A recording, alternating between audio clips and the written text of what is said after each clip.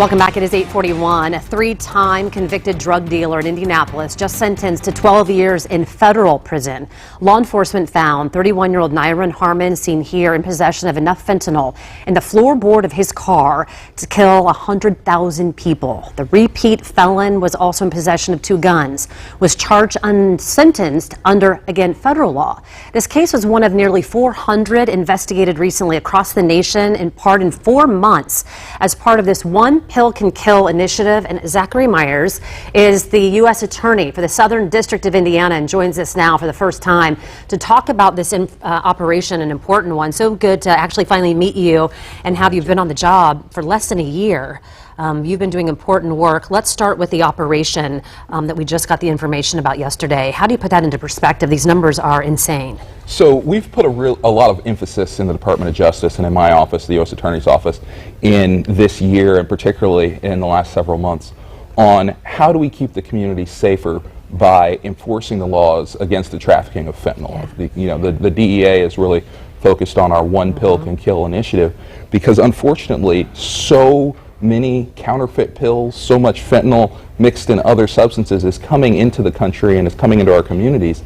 And we're facing this unprecedented challenge in law enforcement where just a tiny amount of a drug can be a fatal dose. And so we really have to focus on who are the traffickers bringing this into our communities and how do we hold them accountable. Part of this operation, I'm going to go through some of the numbers. 10 million fentanyl pills were confiscated, 980 pounds of fentanyl powder. You guys were able to confiscate 338 weapons, and then 51 cases that were looked at were actually connected to overdose poisonings where someone actually died, and you could link it to this. Can you kind of dig into those numbers a little bit when we have this big of a problem? I don't even know where you start, with who and how you decide who to prosecute.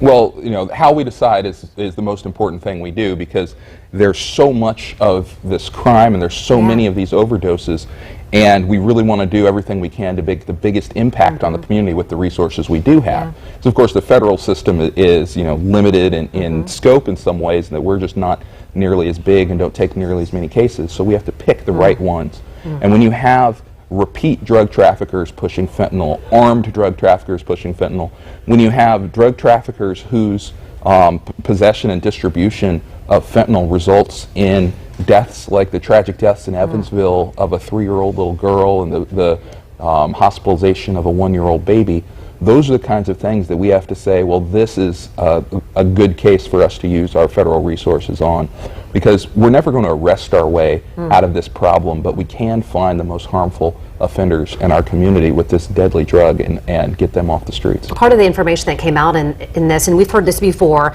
is that many of these cases were connected again directly back to two of the biggest cartels in Mexico.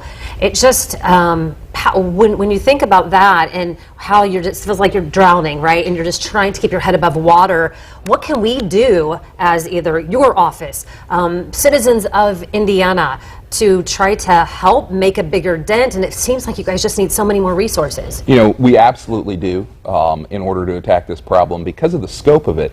This fentanyl powder that's coming into the district, people right here in Indiana, and we've charged some of them, have these printing presses, these pill presses that enable them to create tablets that look just like pharmaceutical drugs but are in fact counterfeit, made with fentanyl instead of the medication that the people think they're getting.